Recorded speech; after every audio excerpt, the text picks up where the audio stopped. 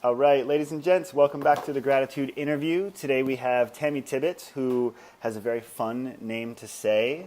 But outside of that, she's an incredible humanitarian, entrepreneur, just general thought leader. She's the founder of She's the First, which is a global movement that is raising funds and awareness to send women in the developing world to finish secondary education. And they've done some really incredible things. It's very beautiful. I'm going to let her tell you more about it.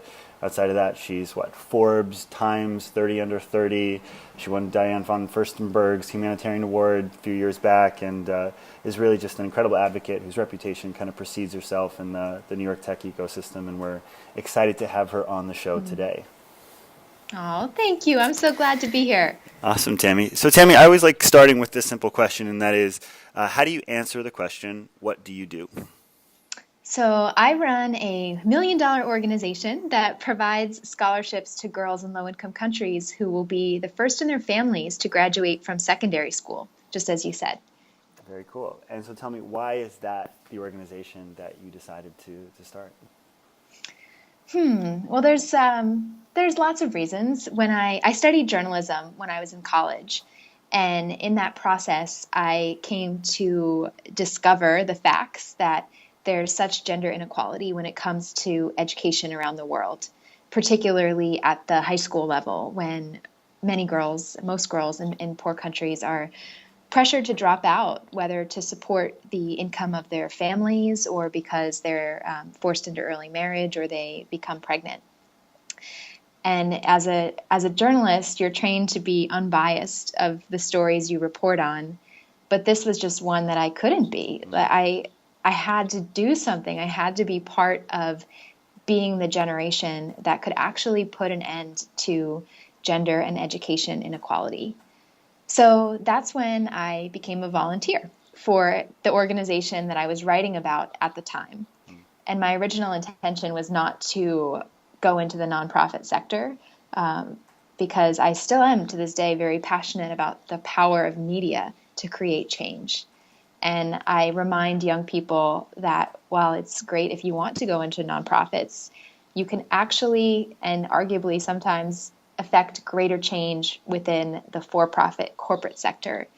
So I think that everyone can find a way to have purpose be part of their career. And for me, it just so happened that, 4 years ago, it led me to transition from my original dream job in the magazine industry into a bigger dream job of She's the First, which lo and behold had become big enough to be a full-time job now for 4 people going on 5. But at day one, it was just a YouTube video that I launched on November 1st of 2009. And so tell me, what was the impetus for that first YouTube video? What were you trying to do and what was it? So for the nonprofit that I had been volunteering for was pretty traditional in its philanthropy, in the sense that they had fancy gala fundraisers that cost a few $100s to attend.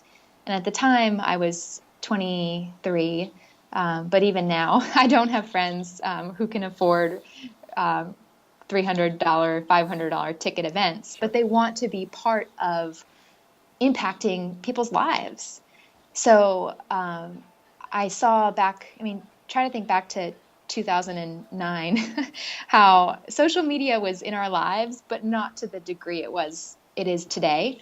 So I saw a huge opportunity to use the social media that is for millennials, is what we live and breathe every day, how we could use our networks to crowdsource funds from our family and friends, where we could end up raising more than we would ever personally be able to give out of our checkbooks. Sure. And in the end, that's enough money to provide a scholarship to a girl that will completely change the trajectory of her life. Yeah, incredible. And so one of the things that I noticed is that when you come to your website now, it has the title bar that says, we just had our first $1 million year, which is incredible. So congratulations. Yep. Having been a nonprofiteer in my past life, that's a huge milestone. And so I'm curious, you've been doing She's the First for, you said 4 years now? 4 years as my full-time job. Okay, so 4 years is your full-time job. What I'd love to hear is, what do you wish you knew when you were just starting out? As you just launched that first YouTube video, what are the lessons learned that you wish you had known right on day one? Gosh, there's so many things that they're not really exciting, but I wish I knew bookkeeping and accounting and HR policies and all the things that if you don't study business in school, you kind of have to just talk to a lot of Sure. people. And um, I think that's something that people don't realize when they start a nonprofit or really any company, but particularly a nonprofit, is that even though you're doing a lot of good in the world, you still have to play by the rules You have to of run a business. sound business strategy. So that was a big learning curve. Okay, so then that will kick us right off into our first question. Is that for a journalist who jumps headfirst into the nonprofit industry, Mm-hmm. who has been one of your foremost business mentors? Who's been someone Mm-hmm. who's been integral in your development and success in the nonprofit world or just as an entrepreneur? Mm-hmm. Well, I have so many mentors in my life, but I'm going to choose probably the longest running mentor that I have. And her name is Lindsay Pollock. Hmm. She is a consultant and a speaker and an author on millennials in the workplace. She is not a millennial herself.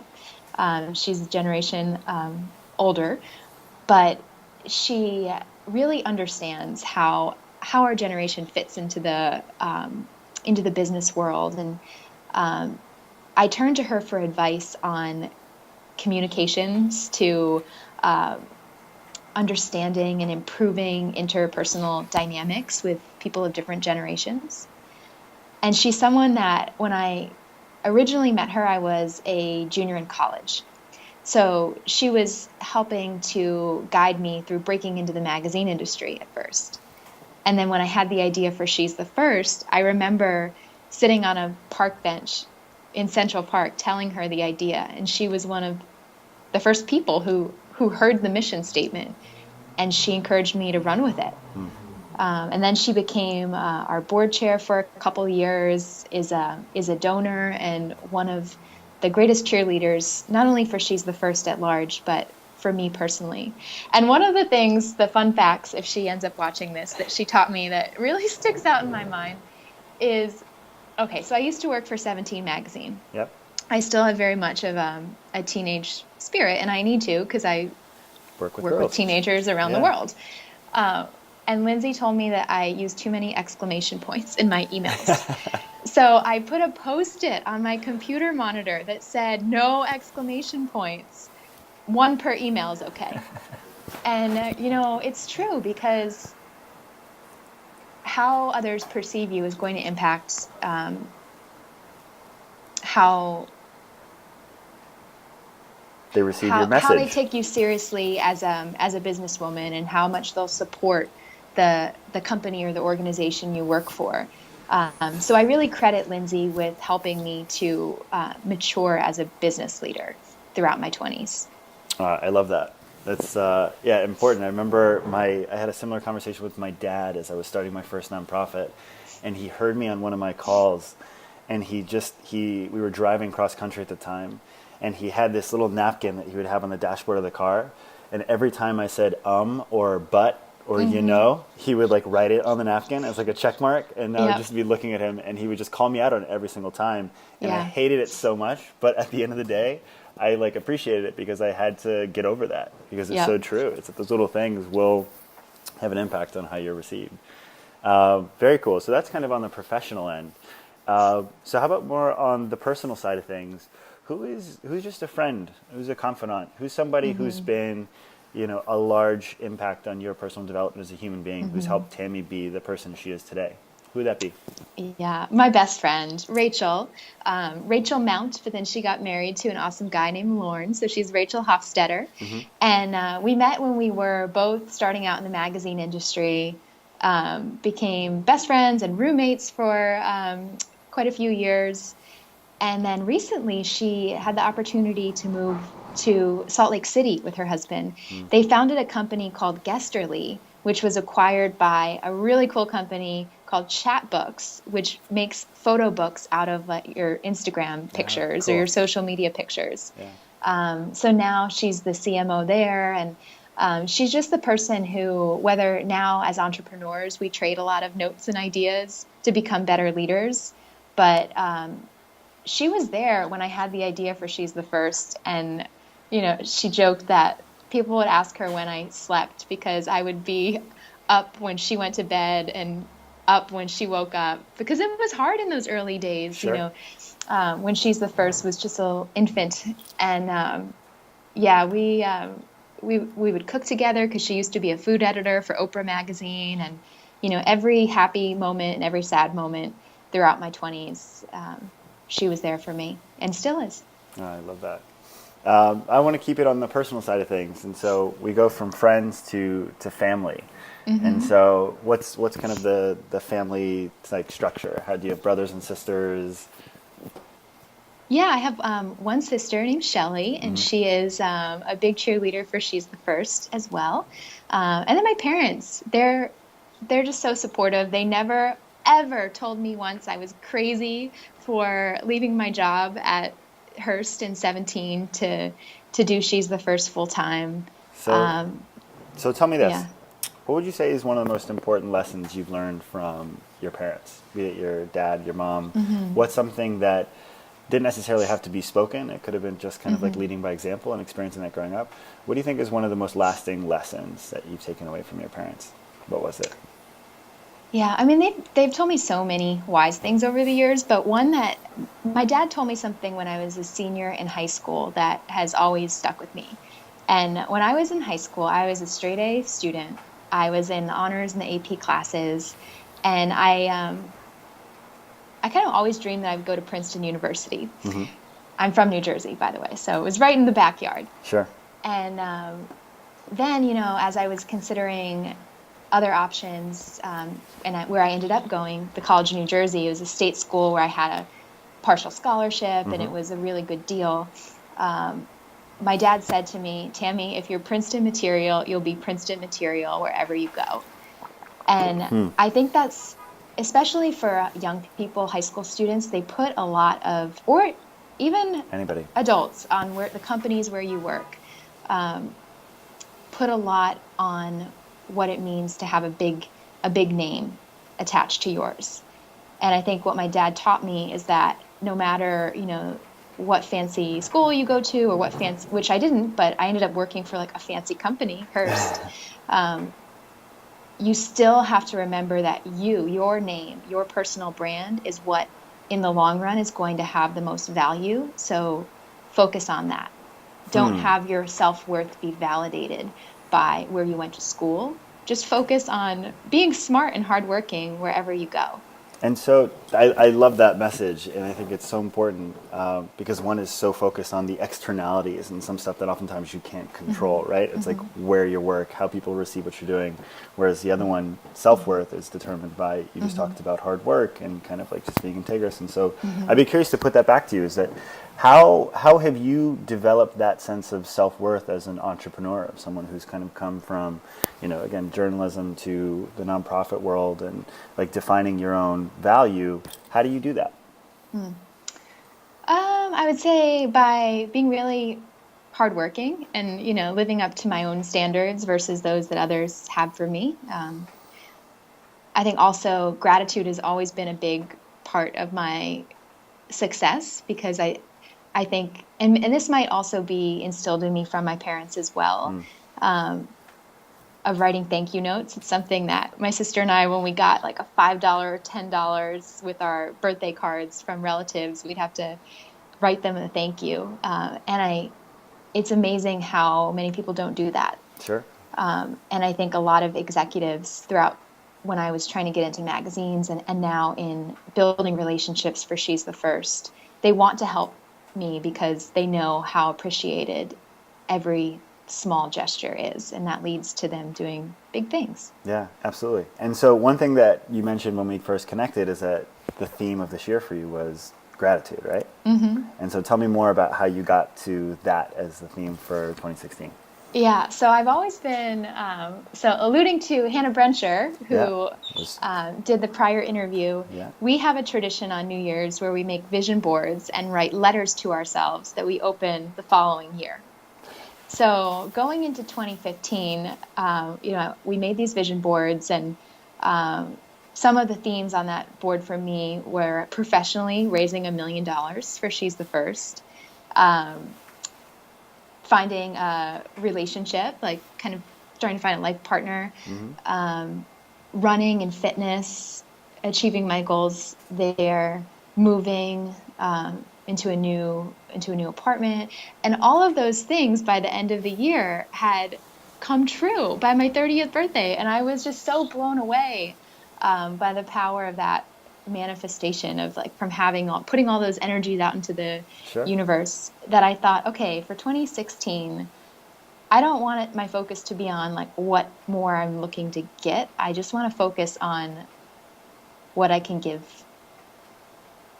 back. And my whole She's the First is all about giving back in a philanthropic sense, but I meant in terms of focusing on showing people how much I appreciate them. So gratitude became my theme. And then one of my coworkers, Perry, gave me a little gratitude book where like you can write in there every day if you want. Yeah. Just little things when you're struck with appreciation for something. Totally. And there's scientific research that talks about, again, like the benefit for PMA, which is like a medical term for positive mental attitude. And like keeping a gratitude journal is like they actually have these controlled studies with people that were doing this for significant periods of time, and just like, again, lower levels of anxiety, of loneliness, of all these things. It just makes what we have enough. I had a similar resolution. I remember probably like 2 years into running Dreams for Kids. I saw this tweet that came out on New Year's Eve, and all it said was, goal for 2013, focus less on achievement, more on appreciation. Gratitude is the multiplier.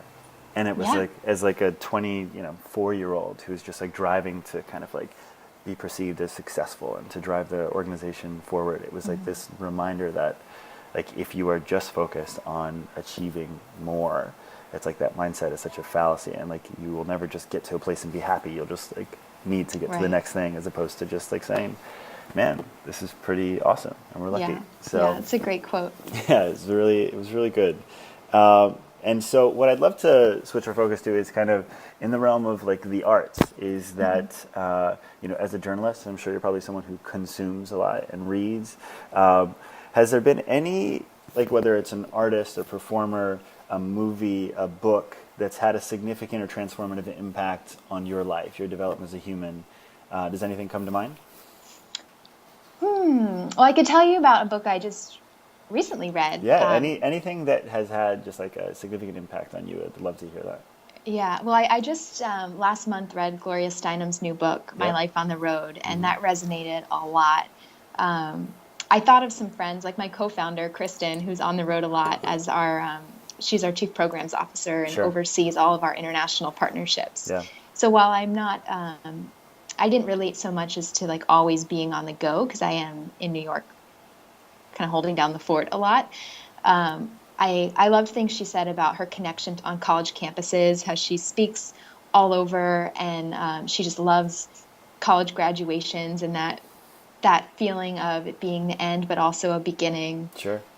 So in addition to everything she's done for the women's movement, I really, in particular, liked those chapters where she talked about connecting with the younger generation, as well as trying to learn something from everyone. Like she has a whole chapter on she doesn't drive at all. I don't really drive either. I have a license. I read that part. And she just talks to the drivers to get a sense of what the pulse of this community in whatever part of America she's visiting. And I thought that's something we could all do more. And scientifically, research shows that if you start a conversation with a stranger, it makes you happier too. Yeah, absolutely. I think she did a podcast after the book came out on Mark Marone's podcast, WTF. And it was, again, that was one of the things she talked about that I thought was really endearing.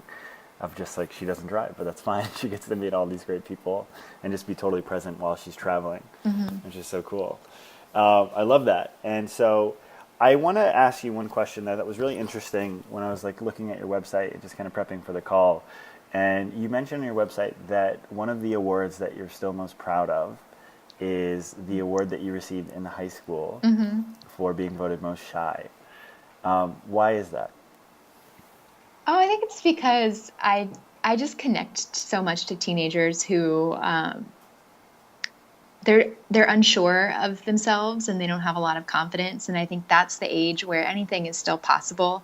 And if you reach a young person, a teenager, whether you're a teacher or just like a big brother, big sister, or a mentor, or you're funding a scholarship, you have the chance to show that person that you believe in their potential. And I just think once a young person understands the power of their voice, what they're able to accomplish is way beyond anything that you or they could even imagine. So I like to share that story to show people that, being shy isn't an excuse. It's something that you can, that you have control over, and that you can change that. And your voice matters. That you need to speak up for whatever you care about. Yeah. And so if you were to call someone or something out, who helped you to find your own voice and to value that when you were growing up? One of the first people was my freshman year English teacher in high school.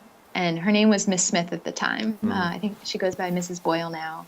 And she would photocopy the essays of students who did really well on an assignment Yeah. in class, but she'd take the name off. And this was honors English, so I was like, okay, I've got to prove myself. I like the honors level. And then I remember one of the first weeks of class when she did that, the essay that she passed around as the example of an A paper was mine. And then she kept doing it, and I was like, oh my gosh, like it was the first time getting like sort of published. And then eventually she started asking me if it would be okay to give me credit and leave my name on there. And I think that helped, even though I was still very shy in high school. Sure. I did start to form confidence around my writing, and that was what made me think, oh, well, if she's publishing me in class, maybe I should take Intro to Journalism next year. And that's Sure. what I did sophomore year. And then that set me on the course for the rest of my life. Yeah, I love that. Just a little bit of recognition, right? Mm-hmm. Which is, again, the power of articulating like what we're doing right now, is telling Yeah. people the impact that they've had on us, or the things they've done that like we respect, that have touched us in an important way. I love that. Well, Tammy, you are awesome, incredibly articulate and inspiring, and I'm excited to hear what's next for you and how can people support you in the incredible work that you're doing. Well, depending on when this airs, is it coming out? Probably in the next 2 weeks. Okay, so you might miss our Dare My Hair campaign, which is ending on April Fool's Day. Okay. So we have people starting fundraising pages, and if they reach their goal, they're going to change their haircut, color, or style on April 1st. Oh, cool. You can wear a wig. You don't actually have to dye your hair. We'll release it before then. So there you But go. a lot of people are. Yeah. And if you missed that boat, then you can start a fundraising page for She's the First anytime off our website. You could donate 100% of what you give to sponsor a girl goes directly to her scholarship. Amazing. Or before you do that, you can just get to know us better and sign up for our newsletter and follow us on social media. Awesome. And so if people want to find you on the interwebs, what's the best website and kind of social media stuff that we should check you out at? she'sthefirst.org, and then at She's the First for everything.